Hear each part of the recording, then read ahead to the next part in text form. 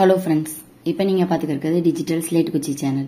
இதில் நம்ம இன்னைக்கு என்ன டாபிக் பார்க்க போறோம்னா, ஆல்ரெடி நம்ம டிஜிட்டல் சிக்னல் ப்ராசஸிங்கும் சிக்னல்ஸ் அண்ட் சிஸ்டமும் சேர்த்து கம்பைன் பண்ணி பார்த்துக்கிட்டு இருக்கோம். இப்போ கிளாசிபிகேஷன் ஆஃப் சிஸ்டம்னா என்னன்னு சொல்லி பார்க்க போறோம். ஓகேவா?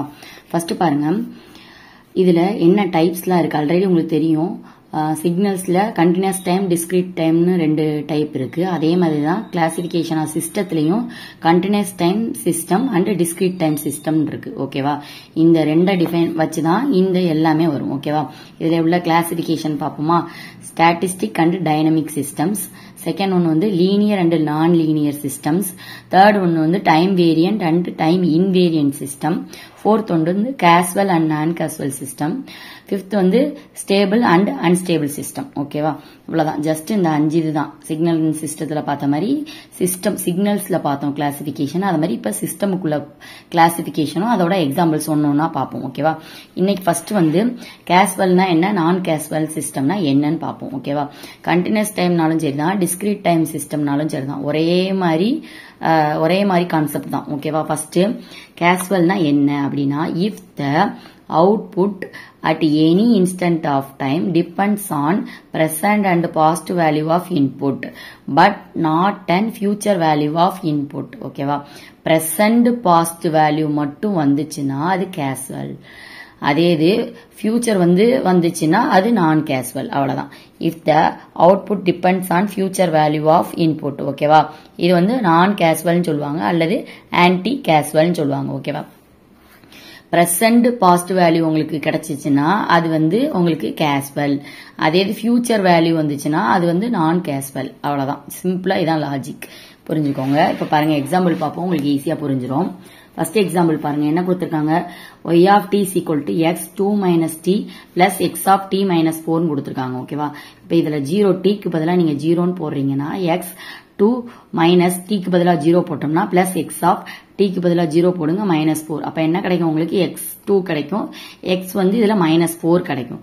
இது future. ஓகேவா? இது 2ங்கிறது future. minus 4னா past. மைனஸ் தான் முன்னாடி உள்ளது, முடிஞ்சது. ஓகேவா? 2ங்கிறது அதுக்கடுத்து வரப்போறது ஃபியூச்சர். ஓகேவா? ஃபியூச்சர் வந்துட்டாலே நான் என்ன சொல்லியிருக்கேன்? நான் கேஸ்வல் சிஸ்டம் சொல்லியிருக்கேன். சோ நீங்க therefore நான் கேஸ்வல் சிஸ்டம் எழுதிடலாம். அடுத்த சம் பாருங்க, yt is equal to x square t plus xt minus 4 கொடுத்திருக்காங்க. இப்ப இதுல 0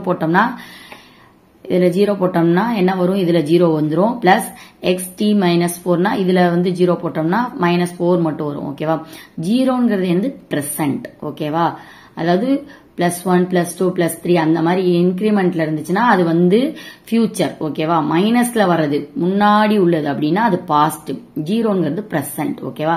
சோ இது பிரசன்ட், இது பாஸ்ட். பிரசன்ட் பாஸ்ட் வந்தா நான் என்ன சொன்னேன்? Casual system. So therefore casual system எழுதிடலாம். ஓகேவா? அடுத்து தேர்ட் பாருங்க, y of t is equal to 10x t ன்னு கொடுத்திருக்காங்க.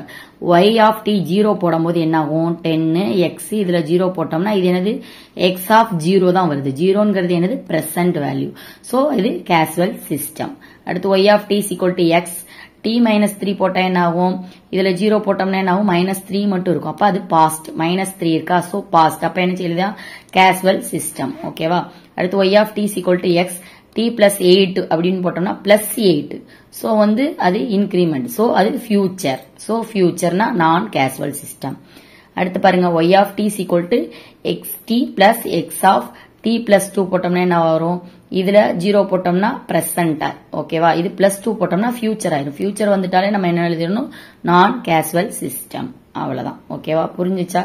இவ்வளவுதான் இதோட எக்ஸாம்பிள். ஜஸ்ட் நம்ம சிம்பிளா என்ன தெரியும்னா, பிரசன்ட் பாஸ்ட் வந்தா கேஸ்வல், ஃபியூச்சர் வந்தா நான் கேஸ்வல் சிஸ்டம். அவ்வளவுதான். இது மட்டும் தான் இதோட லாஜிக். இது தெரிஞ்சா நம்ம சம் இதுல உள்ள சம் ஒன் வேர்டு கொஸ்டின் மாதிரி ஈஸியா டக்குன்னு எழுதிடலாம். ஓகேவா? அடுத்து வேற ஒரு சம்மோட நெக்ஸ்ட் வீடியோல பார்ப்போம். இந்த வீடியோ பிடிச்சிருந்துச்சுன்னா உங்க ஃப்ரெண்ட்ஸ் அண்ட் ஃபேமிலிக்கு ஷேர் பண்ணுங்க. இதுல ஏதாவது டவுட் இருந்துச்சுன்னா மறக்காம கமெண்ட் பண்ணுங்க. தேங்க்யூ.